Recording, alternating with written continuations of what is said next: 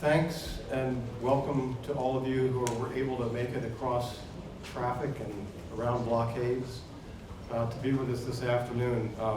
I'd like to actually start by giving a special thanks to our partners in this event, IFPMA, MasterCard, and Bechtel for their support, and to acknowledge our special relationship with the International Chamber of Commerce, ICC, for whom we serve as the American affiliate and provide on-the-ground support here in New York.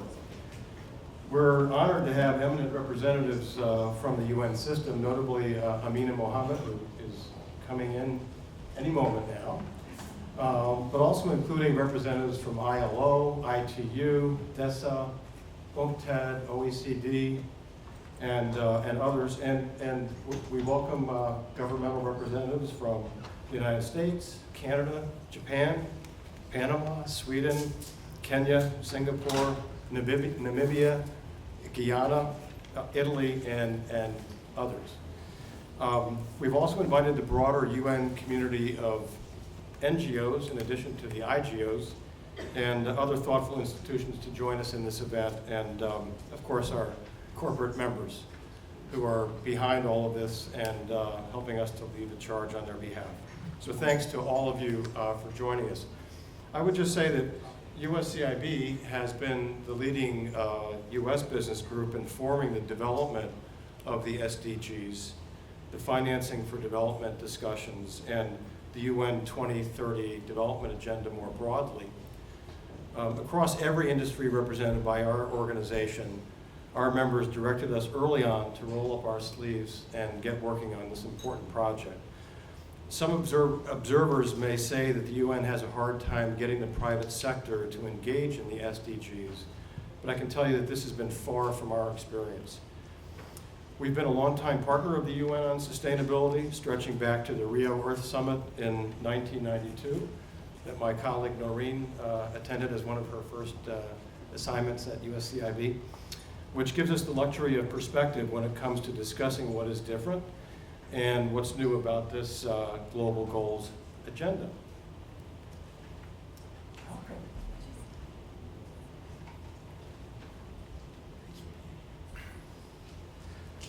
So what is different this time around in our perspective?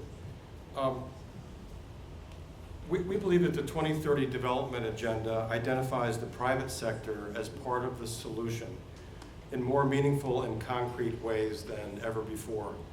Well, we are ready to step up, and evidence of that can be found, among other places, in the Business for 2030 website that we'll be delighted to present to you a little later on in the program. Secondly, the SDGs in Goal 16 offer a strong commitment by UN member states to uphold good governance, foster the rule of law, and build strong institutions. This is one of 4 fundamental priorities that USCIB identified early on as a critical one for the success of the SDGs, along with improved infrastructure, support for innovation, and policies to secure economic growth and empowerment. And thirdly, the 2030 agenda has been the focus of abundant input from the US business community, working through USCIB in partnership with ICC and the Global Business Alliance for post-2015. This is an agenda that we can support because we in the private sector have helped to build it. The 2030 agenda explicitly recognizes partnerships and public-private partnership, such as blended finance, as linchpins to fund and accomplish the SDGs. So we approach the SDGs and the 2030 development agenda with 2 key concepts in mind: momentum and opportunity. We see momentum demonstrated from the examples that will be presented in the course of this event and from the many others on the website. With the right conditions in place, business is already in motion and can accelerate its work across all dimensions of sustainability. And the opportunity is too important to miss. A chance to take on and solve major global challenges from the ground up, putting national resources and partners to work to create jobs that lift people out of poverty, strengthen societal rules and governance, and improve environmental performance while meeting energy, water, and food needs. So in closing, our top line messages for today are as follows. First, in terms of implementing the SDGs, the private sector will play a key role. To governments, I would ask, do you hear us? Are you crafting policies that take advantage of this reality and this offer? Second, in terms of delivering solutions, companies are already stepping forward. Again, to governments, I would say, please recognize what is happening and develop ways to help catalyze further action.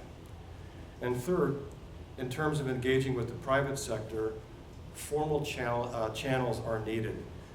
We believe the governments must work with business through recognized channels to secure effective national implementation of the SDGs. So now it is my distinct privilege to introduce Mrs. Amina J. Mohammed, Senior Advisor to the Secretary General on the 2030 Development Agenda. It's been her steady hand and diligent diplomacy, including with the private sector, that have helped bring us this exciting and unprecedented set of global goals. She's joined us today to offer some opening remarks. So please, let's welcome her after her venture across town, I guess. Glad you made it. And thank you for your tremendous achievement and the partnership we have. Thank you very much.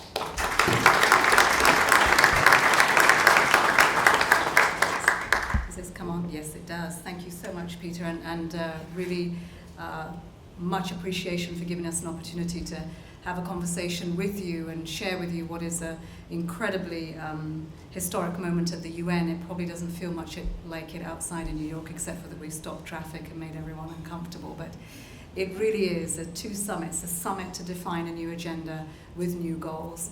And for those of us that were part of the last 15 years and the MDGs, we know we learned many lessons from some of the successes, but we also knew that having another set of goals had to be a much more open and transparent and inclusive process. We didn't expect it to take 3.5 years, but when it did, we've ended up with 17 goals, and we hope to adopt them with 193 governments, and I'll say the largest turnout of heads of state were just over 160, and to icing on the cake is the Pope. So it's all going to be blessed, and that's good for us. But I think what we really have to celebrate is that this was a collective effort. Business was very much a part of this, and at the beginning it was quite strange because we were talking about going beyond corporate social responsibility and really looking at your business models and seeing how is it that we will now look at a new development agenda that is universal. So this is not about charity to the south, this is about everyone because we are so interconnected. What happens in Africa will have its implications with the rest of the world, as with what happens in a global financial crisis have its impact on the rest of the world. And so how do we find a way that we agree that this is a backdrop we have to respond to, complex challenges in our world today, unemployment, conflict, inequalities, migration, all there for us to respond, and what we did have were the 17 goals.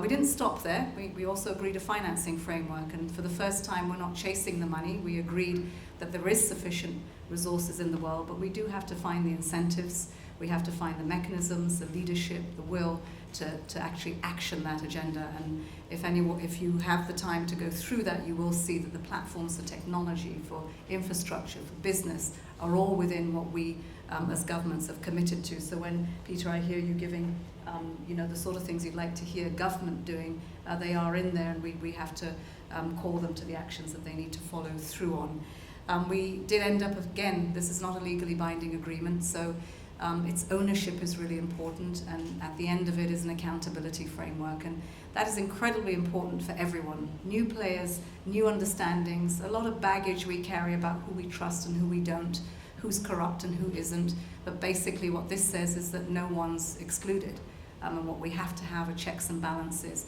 which make it that we owe it a responsibility that whatever we do, whether we're in government, in civil society, in business, that people and the environment, the planet, are at the center, and that we just do no harm. Basically simple. Complex in terms of the response, and that's why you see 17 goals. And we've had many a question from business, from the media, that say to us 17, too many, too complicated, what a horrible number. but then again, the world is also incredibly complicated, incredibly messy, and this is a response to it. I think one of the finer things about this set of goals, 15 investment opportunities, but they're held up by two really important goals, and Peter mentioned one of them, Goal 16 and Goal 17. The first time 193 countries have had a really robust discussion about what it means to really think about context, that it does matter that we have huge areas, post-conflict, different types of conflict. We may have less wars today, but we have never been more insecure. So we have to do something about peace. We have to do something about justice, things that we take for granted here. People don't have a recourse to justice and the rule of law. And all of that requires for us to strengthen institutions. You'd like incentives, you want an enabling environment. Without the institutions, they won't happen. And these are all intangibles that are difficult to ask a politician to put money into. It's not seen in the short term as a dividend of democracy. So really tough to ask and get investments for. So having it in this framework was incredibly important. It's on the board, and so we will get attention drawn to that, and we will have to invest in them. We also looked at partnerships, and partnerships have been understood lots of the time north and south, and perhaps it's multinationals and government. Lots of mistrust built up over the years, and we had very, very robust discussions about what this means, the checks and balances we should have. You'll always see us talking about responsible business, because we don't believe that business should just be a broad brushstroke of everyone that doesn't agree and has so much mistrust about those possible opportunities. And that for us brings the partnerships about not just multinationals and government, but business all around, local, global, women in decision making, women entrepreneurs, young people, because we've said this agenda is also about young people being the torchbearers and how to bring them in. So I'm incredibly pleased that we're able to talk about the work that you've got and what we're launching here, because it brings a better understanding, I would hope, and I hope we have many more conversations like this, about what we're trying to do at the UN beyond those corridors, bringing out a framework that we can engage with and that you can adapt at the country level, because countries have to take ownership of this. There are no prescriptions that are going to work on any country. There's no country that doesn't have a vision or a policy or a plan. What we want to do is to see how can we integrate this into policies and plans that will call for business. Business won't be dragged into it, but business will be incentivized to come and do business in a country, in a constituency, across the region and in every part of the world. And that's, I think, what is exciting. The challenge over the next 2 years, we gavel tomorrow, hopefully by 11 o'clock, and we have these goals. What do we do with them? We will listen to heads of state who will have very nice words of commitment to this. They have, after all, agreed. And we'll have lots of side events that talk about what it means to implement this. And we will certainly see business, because there are many side events there where you will be committing to what seems to be a good opportunity. But after that, what happens? And that's what we really want to push for. How can we follow this through to country level? Whether it's in the United States, it's in my country in Nigeria, how do we follow it through there and begin to make, from what we have small scale, large scale, from what we don't know about, actually want to find out a little bit more about. And I think that the opportunity you provide is a platform to make those partnerships real and for us to get the encouragement to get out there. I spoke recently to a few senators from the United States, and they listened to what the SDGs were all about, and they said, well, those are our problems. And you know, trade is a big issue for us. And I said, yes, absolutely. But trade doesn't have the quality, the volume, or the returns if you don't have strong partners.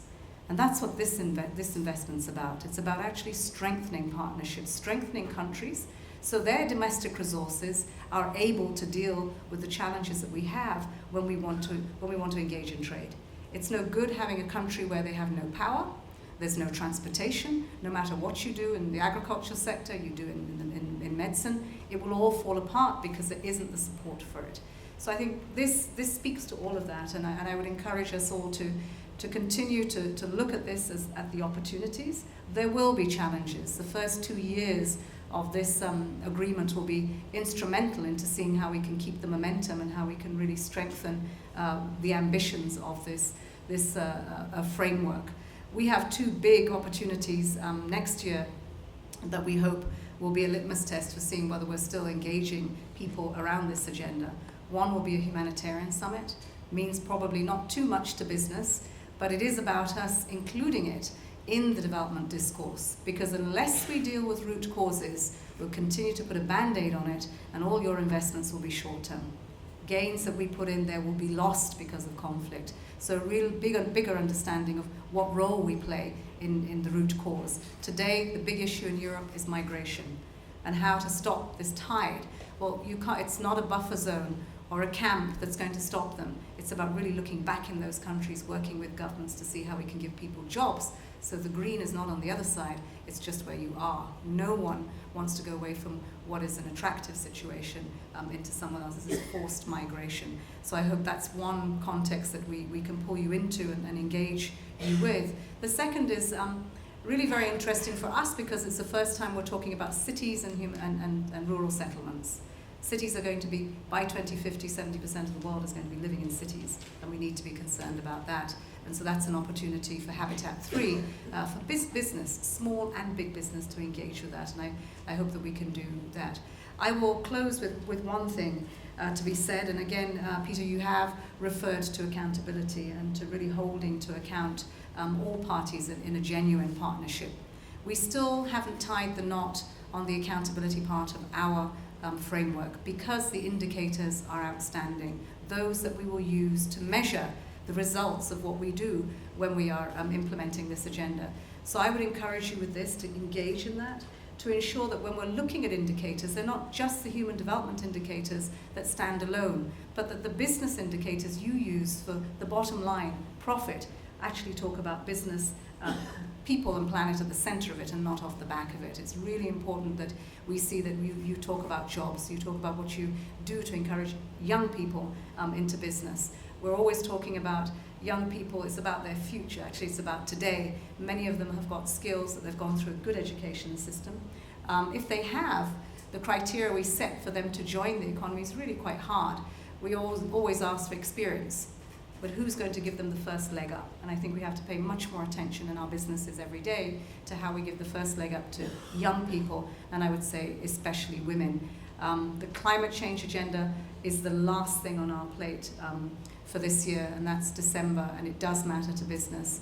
On that, if that doesn't get us an ambitious agreement, the rest of it begins to fall apart, and so it's incredibly important that we bring the climate change agenda into this, understanding it better. I think the evidence is showing us that this is mostly man-made, and for here, I'm just going to, for the ladies in the room, man-made, the man bit. If we were in decision-making, it wouldn't be this bad, I can assure you. But that's the encouragement to put us in leadership role and to see us really get to a conclusion in December. But once again, thank you so much for this opportunity. It is really exciting times. Grab the opportunity. Thank you.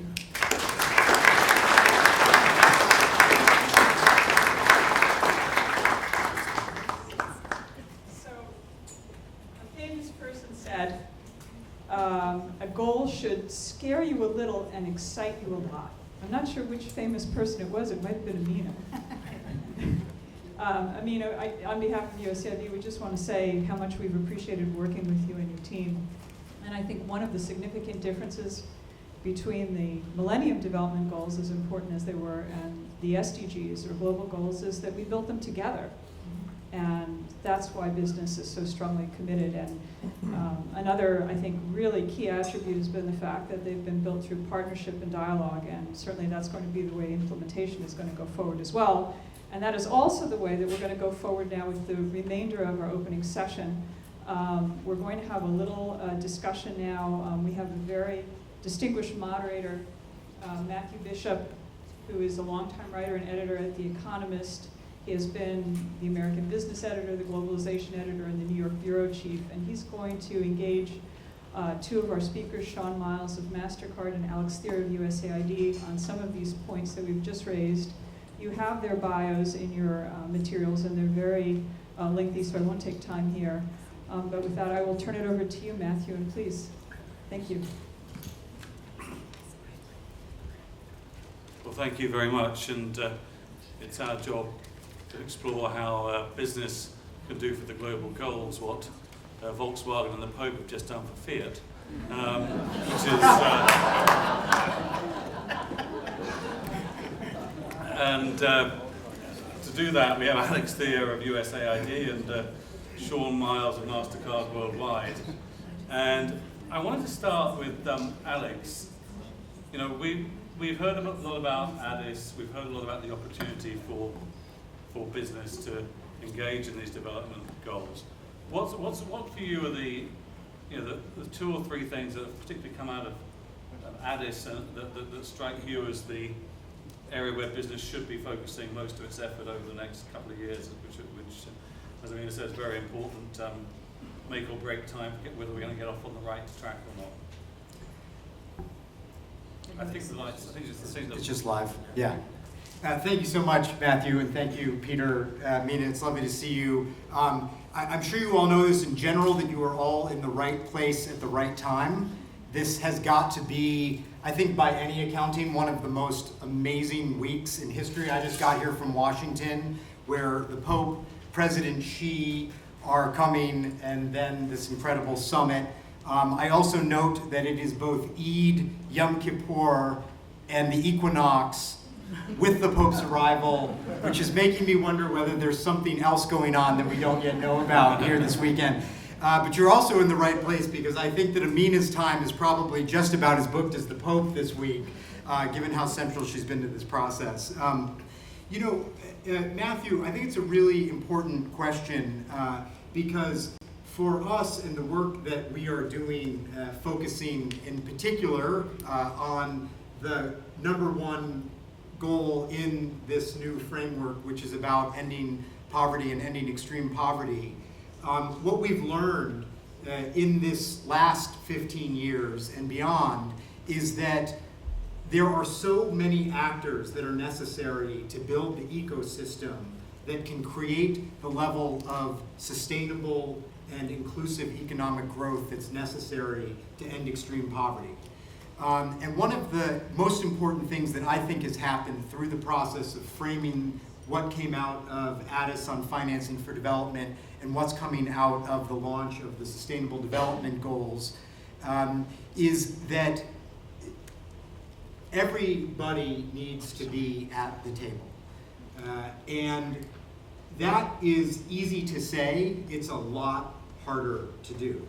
And it's in particular a lot harder to do, as Amina really emphasized, by taking all of this great story and great rhetoric and bringing it down to the country level and making it practical. I was in Haiti recently, and I went to a mango farm. And the reason that mangoes are important is because they are a great opportunity for people in Haiti to produce something that is of great value and to help to get themselves out of extreme poverty. So you have to figure out how to grow the mangoes in a way that they don't come off the tree spotted. And maybe counterintuitively, that means cutting off more branches, which looks like you're going to get less mangoes, but it actually makes the mangoes better. But then you actually have to have the roads and a network to be able to get the mangoes to market. And even if you get a good mango, what so often happens is that mango ends up at the market and it's rotted because there's no cold storage or because it gets banged around in a truck.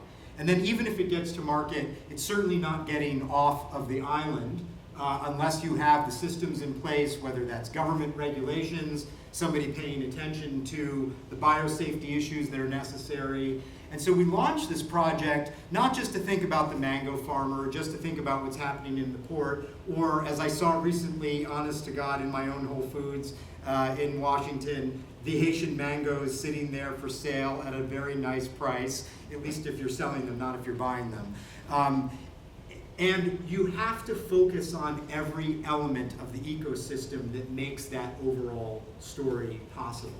And if we don't do that, then we're not going to move forward. And where business is so fundamental to this agenda, and government is so fundamental to this agenda, is bringing together the ecosystem that's necessary to actually make that kind of change that's possible for long-term sustainable development that actually builds economic growth and includes people in it at all levels.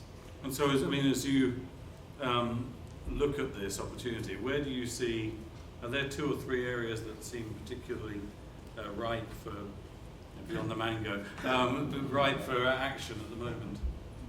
Yeah, I think that there are a couple of things. I will, because we're going to be short, we just launched a new report recently called Partnering for Impact, USAID in the Private Sector, which is a collection of lessons for us. Because one of the most important things that we can all do, we've gotten past the rhetoric, right, that was about corporate social responsibility and business needs to do good things with the money that it earns on the side, and much more towards a conception of shared value. And that has been a transformation. It's been a transformation for us because we've actually had to change our business practices to be open. We've actually had to create new tools so that we can truly partner with the private sector. And so some of this is about the what, but a lot of it is really about the how. How do you actually find your way in a complex environment to creating real partnerships? The other thing I'm going to show, because it launched yesterday, and it's one of the things I'm most excited about, is a new vision for ending extreme poverty. And the reason I put those two things together is because one of the most exciting things that's happened in the world of business and in the world of assistance and at the local level around generating domestic resources has been a movement to include everybody. It's the fundamental mantra of this agenda about leaving no one behind. And the reality, and I can talk about a partnership, for example, that we have with MasterCard, something called the Better Than Cash Alliance, which is aimed at bringing people at all levels of society, at all levels of economy, including people who live in extreme poverty, into the financial system. Because one thing that we know, and this is especially true for women and girls, is that bringing people into the economy is ultimately going to be the way, no matter where they are on the economic spectrum, of including them in this agenda. And I think one of the most important and exciting things that's happening with things like mobile telephony and the ability for people to be banked just by having a cell phone, the increased reach that working with companies that have massive distribution systems gives actors like us, the amazing amount of increased resources that governments are now producing as part of the effort to lift up the domestic resources that they are investing in development at the local level. All of those things mean greater reach to the people who have been hardest to reach, who have frankly often been left out of the Millennium Development Goals. And that is the thing that I think this incredible amount of partnership that's happening right now and the advance of technology and the political will that's coming out of this process are going to be the leap forward that gets us to ending extreme poverty. So you mentioned mobile telephony, and I mean, if you go back to 2000 when the Millennium Development Goals came in, no one was anticipating the kind of impact that mobile telephones would have. And now I think we probably expect them all to be a very key part of the development scenario. And I was in Abuja last year at the World Economic Forum with a colleague of yours from MasterCard, Shaun, talking about mobile money and the potential there. What is your expectation now as to how quickly that payments revolution, that mobile banking revolution will drive development? And what more do you in business need from governments and others to really allow you to do what you're best at as a business? Well, thank you, Matthew, and it's a pleasure to be here, and thank you, Alex, for mentioning the great work that USAID is doing and we're partnering with you to do. When you think about this question, the good news is that the answer is here and the technology is here, and that mobile technology and the internet and e-commerce technology has been a platform by which financial inclusion has the ability to be a reality. What we are focused on as MasterCard is what role we can play to leverage the technology to bring about greater financial inclusion. And our goals are quite clear, and I believe listed on the website. Our goal is to bring 500 million new consumers and small merchants across the world by 2020 into the financial mainstream. And we're well underway in that regard. About 180 million have been brought so far across 50 countries. And when you look at how that's able to happen because when you look at the monies that the underserved tend to have or receive, most of it comes from government. About 30% of it comes from government. So we've been partnering with governments across the globe, particularly in Africa, Nigeria, South Africa, Kenya, Indonesia, Brazil, and others, to bring about greater financial inclusion through the distribution of social benefits by way of example. And that's through card technology, but that is also the possibility and some being enabled through mobile technology, as well as the ability for many people to send money back home to their family and friends, leveraging mobile technology, and our technology is a part of that. So we're proud to be in this space. The way to make it happen is, of course, through public and private partnerships, which are happening. It is difficult to bring all parties together, but what we're seeing is there's a need for interoperability, but what we're also seeing is once you build it and you're successful, others will come. And we're starting to see more and more organizations that we're partnering with, both banks, financial institutions, NGOs, and governments, really active in this space. And when you think about financial inclusion in that context, and just the anecdotal stories that we hear about how valuable it is to be included in this in part of the financial mainstream. One example is our CEO was in South Africa after we launched the SASA program and met with a South African who got the benefit of an ID and the use of the technology. And her main comment about how she felt about that was that I finally exist. And to be able to exist is to not only be a resident in the country, but a part of the financial mainstream. And last but not least, when we think about this issue, we think about it in an emerging world context. But here in this country, we have a sizable unbanked and underbanked population. Recent study we did by MIT suggested that those who are unbanked and underbanked in this country, and that the number is staggering, probably close to 100 million in total, 9% of their income is spent on just getting access to their money, which is the same amount of money that they spend for food each year. So for us, it's been very important to be a part of working with organizations who are serving the community and leveraging the technology to be able to deliver these benefits to achieve these sustainable development goals. But just to be clear, you as MasterCard are pursuing this as a great business opportunity fundamentally, and what sort of market size are you anticipating? Well, for us, we have the opportunity to look at this from a business perspective to do well by doing good. 85% of transactions across the world are still done in cash or checks. So cash is our biggest competitor. Many would think that it's Visa or American Express or others. So for us, it is not about corporate social responsibility. It is about the ability to grow electronic payments as part of our business and do good by doing so, by bringing the millions and billions who are not a part of the system today. And Alex, I just wanted to ask you mentioned the Better Than Cash Alliance, and I remember being at the launch a couple of years ago, and there was this very much a sense that different countries were moving at different speeds in delivering financial inclusion and mobile money. Just talk about what you've learned as to, what's been differentiated in the countries where there's been real progress and where there hasn't, and what lessons should business take from that? I mean, this is a great question, and it's really emblematic of the broader issue, which is about how fundamental governance is to every single thing that we are talking about here this week. Goal 16, as Amina said, which is the peace, security, governance goal, is a foundation if any of this is going to succeed. And the experience as lived through trying to expand mobile payments, getting more people banked, really tracks exactly this issue, because there are a couple of different things going on in trying to establish the ecosystem necessary to make this work. First of all, your government has to be on board. You have to have the regulatory framework that's going to allow people to have money on their mobile phone instead of in a bank account. Now, some governments don't like that. Some governments that are especially influenced by bankers don't like that.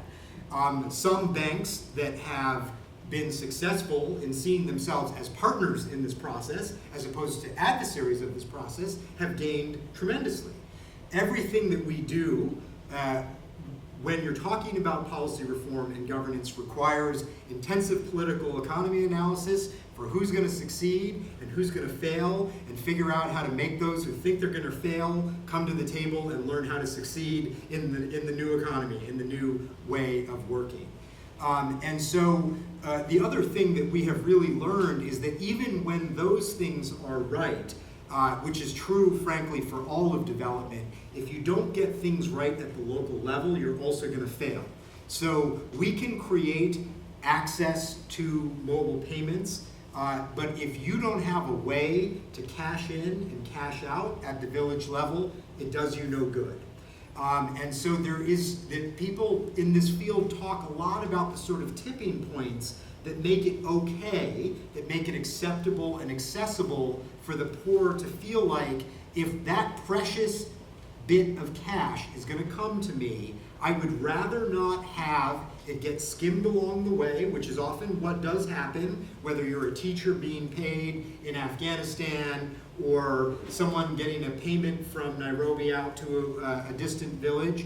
The money tends to disappear slightly along the way, but you still get some of it, because that's how the system works. What this can do is cut out that skim, but it's only if you have the confidence at both ends to know that the money is going to get there. And that's behavior change, which expands beyond technology, it expands beyond policy reform, and that's often the hardest part of all. And so we have to develop confidence that these systems are actually going to be able to deliver what we say they can deliver. And in some places that's worked, and you see it taking off, and it's tremendous, and it has all kinds of other things that come with it, all kinds of other businesses and opportunities that spring up as a result of it. But in the places it doesn't work, we actually face the danger that we do a lot of talking, it doesn't get off the ground, and then people are like, what was that thing you were talking about? It didn't deliver anything, and then they become disappointed. Yeah, unfortunately, we're pretty much out of time, but I just wanted to ask each of you in a sentence, is there a challenge you would throw out to this room as they think about the goals in 2030, that where business could really make a difference? Alex, start with you, one sentence. Yeah, I would say get dirty. Everybody who is doing this work is finding not only tremendous opportunity from the business perspective, but I also think tremendous opportunity from the human perspective. We have demonstrated again and again that working together we can make profound differences that people didn't think were possible a couple of years ago, but it requires us to get dirty together at the local level and to do some hard work to actually build partnerships. That's not always easy, but it's incredibly rewarding. Right, sure. This work is hard, but it's important and it's achievable. And I would encourage everyone not to wait for others to get involved and to take a leadership role, to develop real practical and pragmatic solutions, because it's when we get together and start developing these solutions and acting upon it that others will come and will have that greater unity, if you will, between the public and private partnerships. Great. Well, Shaun, Alex, Peter, and in her absence, Amina, thank you for the panel. Thank you. Thank you.